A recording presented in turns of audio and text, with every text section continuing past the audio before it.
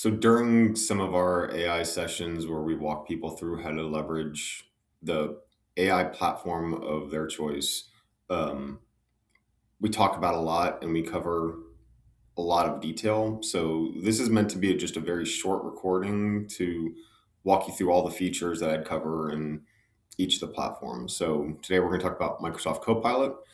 And this is if you were to go to office.com, this is what would pop up. Or if you just opened up a desktop app for Copilot, you would see this. Your view likely looks like this. If you click on conversations, it'll show the conversations. If you clicked on agents, it would pop out whatever agents you've built. To get to a new chat, just pop on the new chat here. So the very first thing that I walk everyone through is personalizing your profile. So you would come up to this little ellipsis up here, click on settings, and if you click on personalization, there's your custom instructions page.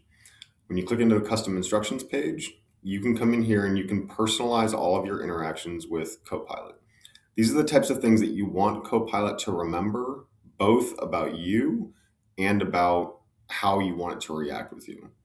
I encourage people to do things like put your work experience here, describe who you are, your personal life, whatever it is that you'd like it to know, so that when it responds to you, it'll be responding to you in that light.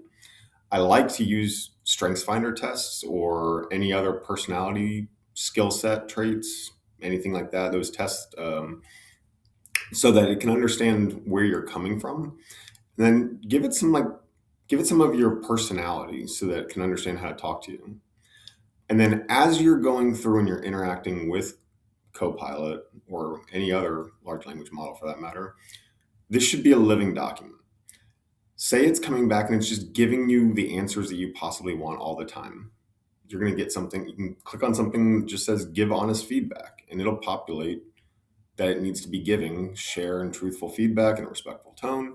But I can go in here and I can change any of this. And the purpose of it is so that when you're talking to Copilot, you're feeling like you're getting a very personalized response from a subject matter expert, an assistant, an actual agent that's going to be supporting you versus getting a very canned approach and just the same type of generic responses that you get from anywhere else that you would go.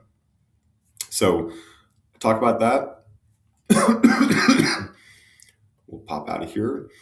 Next thing we really cover is just what the functionality of everything is real quick. In Copilot, with a Copilot license, you typically have a work and a web button up here. Some may not have it if the settings have been adjusted within your organization. Work means that it's not going out to searching the web. It's focusing in your internal OneDrive and Microsoft accounts. Web means that it's allowing it to go out and do research beyond just what's on your OneDrive. There is a little toggle up here. So when I had turned on web, you can see that that little toggle for web search is gone. When I put back on work, there's another functionality that happened recently where I can say Copilot response includes, and I need to turn off web search if I don't want it to turn on. And you can see here, responses won't include current web-based insights, which may limit relevance and accuracy, right? So two things to be focused on. If you want to be searching the web, you can click on web. You'll see that web search doesn't show up. But that doesn't mean that you're not searching the web in work. You need to make sure you're clicking on the ellipses and toggling on or off. The next thing I really talk about is the dictation function. I tell everybody that it's really important to talk to AI.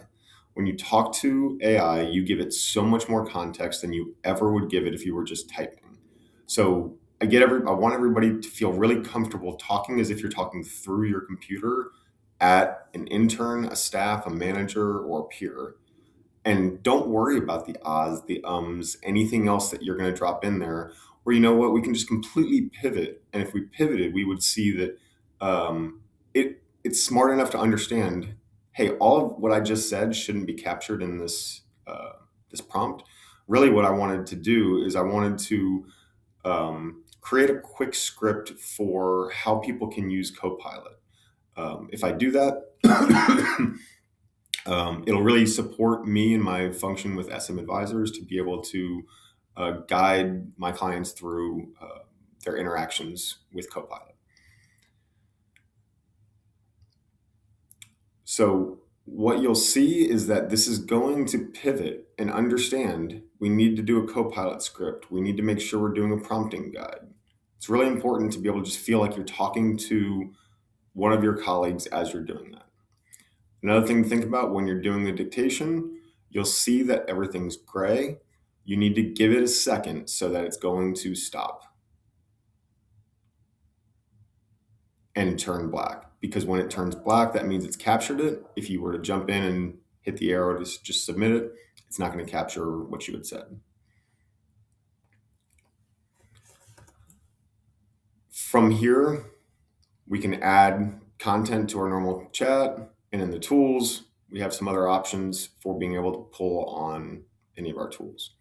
We're going to jump into agents here in a second, and by agents, I mean Copilot agents, which in and on themselves, they are just a AI assistant or a subject matter expert.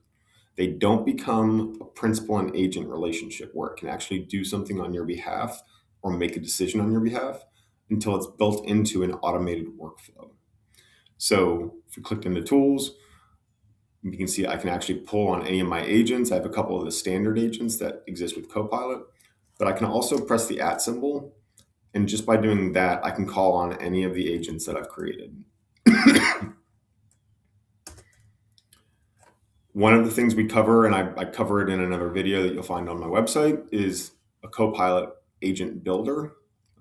We've got it as a Copilot agent builder, a GPT if you're in ChatGPT, how to build an artifact if you're in Claude, how to build skills if you're in Claude.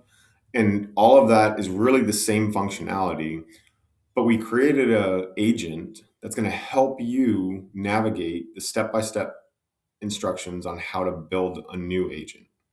So in this circumstance, I'm talking about Luke is my agent builder.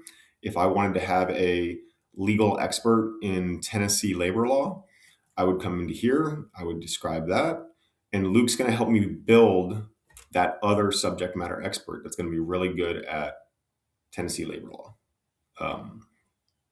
That's all I really wanted to touch on for Copilot. So if you have any questions, feel free to reach out. We'd love to chat. Hopefully that makes a lot of dense conversation pulled into a really short format.